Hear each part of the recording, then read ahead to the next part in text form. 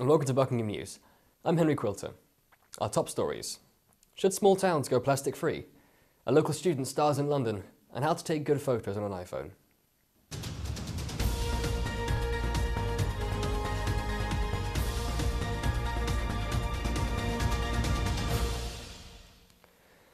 Following the official certification of Britain's first plastic-free town down in Cornwall, we sent Matt Harris to investigate the districts of Buckingham following in their footsteps. Penzance, Cornwall became the first town in the UK to be certified plastic-free. This came after it completely banned all single-use plastics such as plastic cups, forks and takeaway boxes. This is because these non-degradable plastics have proven to be detrimental to the environment, and the UN has stated firmly on the subject in the past that the usage of single-use plastics must be curbed, or it will cause irreparable damage to the environment. Mayor John Harvey, who has had an extended experience in preserving our environment, talks about the practicality of such a process. I'm a little bit sceptical, I have to say, about the announcements that Penzance are making. But obviously I wholeheartedly support whatever can be done to reduce the use of plastic, especially single-use plastic. In a statement, Buckingham Town Council has stated they are committed to phasing out single-use plastics, and for the good of the environment, it's definitely a step in the right direction. For Buckingham News, this is Matt Harris. Over the past few weeks, one of our own journalists has been taking himself up to London each weekend to rehearse for a special concert in aid of SEED, the eating disorder charity. I won't mention his name, but I think that you'll recognise him. Camilla Zingari has a story. On Sunday the 19th, local student Henry Quilter was invited to perform at the Phoenix Artists Club in London West End. The event was a cabaret put on by the newly formed Amigo Productions, set up by Holby City and Ameldale actress Gemma Alton. Henry was billed as the guest star for the evening, as part of a scheme to celebrate up-and-coming musical talent, and formed alongside Theatreland royalty Julie Atherton, as well as other accomplished musicians. Could the moon have been more bright? I've been performing for about 3 years now, back when I first started playing guitar, I never even imagined that I would be going and performing in such a place like the Phoenix Artists Club. It's a fantastic and well-known, club in the West End where, the entertainers come to be entertained. And so in a way that's quite daunting, but also it's really, really, heartening because I've been invited to be here as an up-and-coming talent, which is really, really strange. I fell into a burning ring of fire. I went down, down, down, and the flames went higher, and it burns, burns, burns, the ring of fire, the ring of fire. And you just kinda wasted my precious time, but don't think twice, it's alright. Even though he was by no means the star of the show, Henry definitely did himself and Buckingham proud. This is Camilla Zingari for the Buckingham News.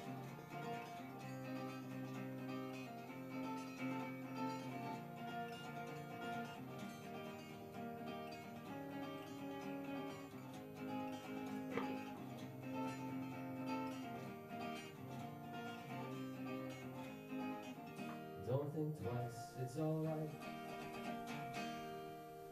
Thank you.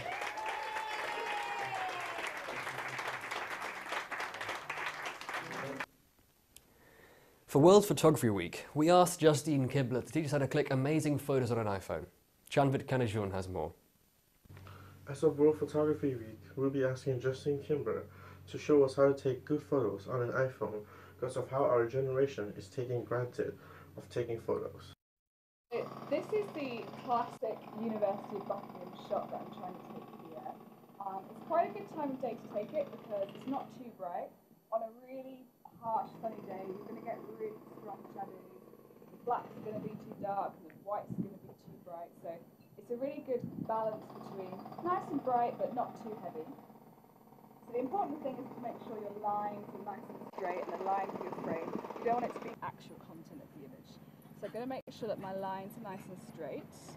And then my next decision is whether I'm going to include more of the river and the foreground or whether more of the sky. At the moment, the river's kind of looking a bit boring. There's not much going on. The sky's got some nice blues, so I'm actually going to tilt my shot up a little bit so that I can get those nice blues and patterns. I'm going to straighten up my shot, and I reckon I've got a pretty nice one going on here. Not too bad. So that's like my first down shot, and then I'm going to start to think about it more. So for portraits, it's really important to have soft lighting, so you don't want really harsh sunlight, you don't want those dark shadows, and especially if the sun's coming from above you, it's going to give you dark circles under your eyes, and it's just not flattering. So a bit of light cloud cover like this is perfect. And then we've got to think about our background. So for portraits, it's good to have a nice, simple background. You don't want any clutter, you don't want kind of fire exit signs or anything like that, nice and basic. We've got our nice light, and now I can start framing her. The iPhone's got a quite nice portrait mode which blurs out the background. Now I'll just give my persons a few directions. So if you stand slightly this way, stay where you are, but just twist slightly, that's it. And then look straight down the camera, and then if you just tilt your head forwards a little bit, that's it. And then look straight down. So I definitely think there's a change in the way people view photography now as compared to say 50 years ago. 50 years ago, or even less, 25, we had a film cost money and its resources, so each individual picture is certainly more precious, and you do have to put in a lot more time and effort to get that one shot, because the more you get wrong, the more it costs you.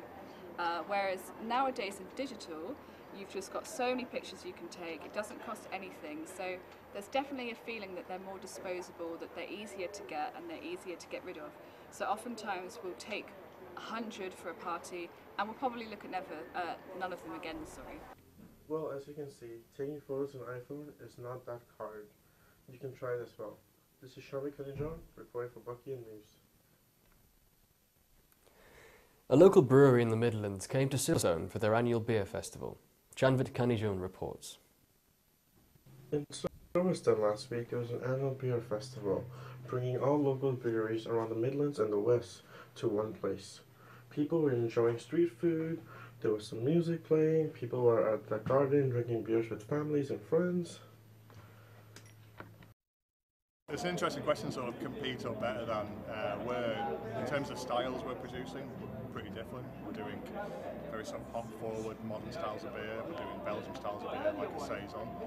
A lot of what this festival is about is sort of just celebrating good beer. I think the competition aspects, not necessarily a big thing, because it's such a small scene still. The craft beer or modern beer scene is about 5% of the UK market.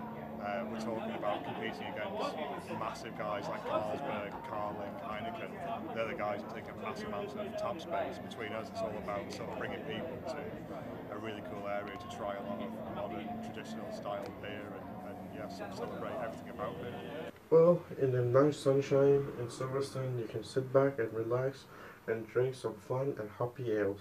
This is Shami Kanijan, reporting for Buckingham News. This week, we're celebrating a very special anniversary. Half a millennium has passed since the birth of Jacopo Tintoretto, one of the great masters of Venice, therefore making it his 500th birthday. He is considered to be one of the greatest Venetian painters of the 16th century, and was a great mannerist painter of the Venetian school, one of the most important artists of the late Renaissance period.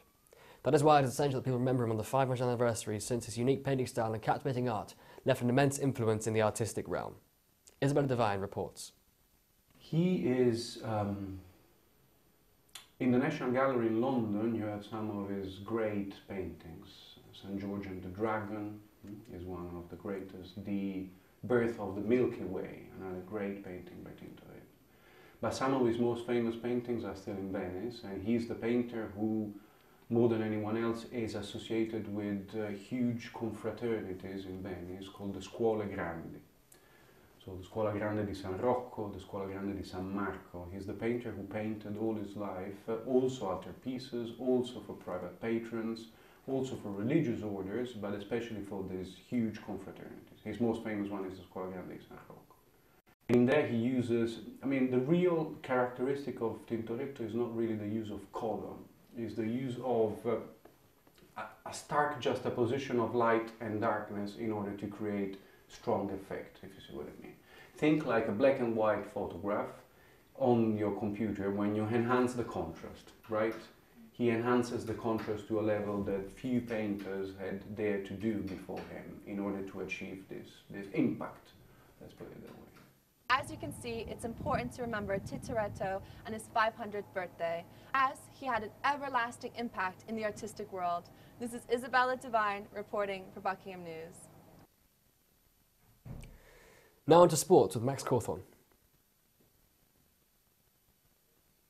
Thanks, Henry. Buckingham Bowls Club are enjoying another summer's day out, playing lawn bowls and encouraging younger people to join. Ben Collins reports. On Saturday, as the club had no opposition, Chandos Park Bowls Club played a series of inter-club friendly matches in the sun. The drinks were flowing free, loosening the tongue of some of the veteran members of the club about its past. The ground was laid down in 1932 as a recreational green for workers of Wilkes United Dairies who occupied the Chandos Road building, which was then used as a corn mill before being purchased for use by the university.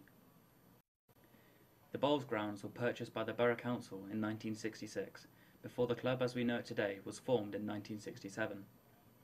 The current clubhouse was built in 2001 amid flooding concerns and was funded by the National Lottery. The club has so far won multiple awards, including 3 national titles. The club is open to Buckingham and beyond on Tuesday evenings at 6:30, so why not head down for free games and free coaching with equipment providing. Fun is just a stone's throw away. This is Ben Collins for Buckingham News.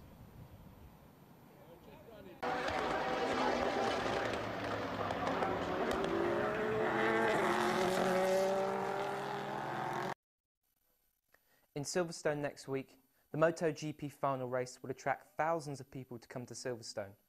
As for last Saturday, there was a qualification race in Silverstone with people coming in to enjoy the atmosphere and watch the race for free. During the qualification race, there were some big star names in MotoGP, such as Alonso, who has just retired from Formula One racing. The event was action-packed to say the least, and next Saturday is sure to bring even more action to the Midlands racetrack.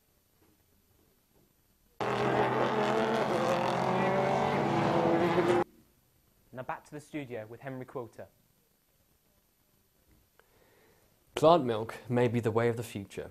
Alice Massimiani covers World Plant Milk Day. World Plant Milk Day is held worldwide on the 22nd of August.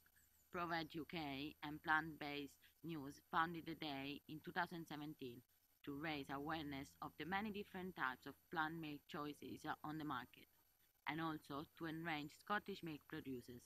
We did a blind taste test with 3 different milks at 3 different price points. Sainsbury's £1 for soy milk, Tesco's $1.99 for coconut milk, and Waitrose $3.50 for almond milk. Guess which milk is which bottle? Okay, this is soy, that's almond, and that's the last one. What's the last one? Coconut. Yeah.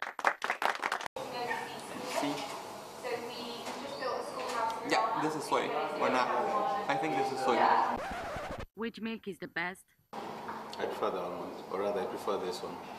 Coconut one I like most. Would you consider switching out cow's milk to plant-based milk? Something psychological perhaps, but no, I can't drink milk. It just makes me vomit. Oh, okay. Sorry. That's all right. Definitely, yes. Yeah? I would. World Plant Milk Day is being advertised as celebrating a healthier, more environmentally friendly and kinder alternative to dairy.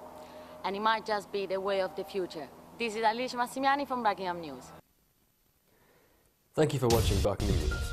We'll see you next week.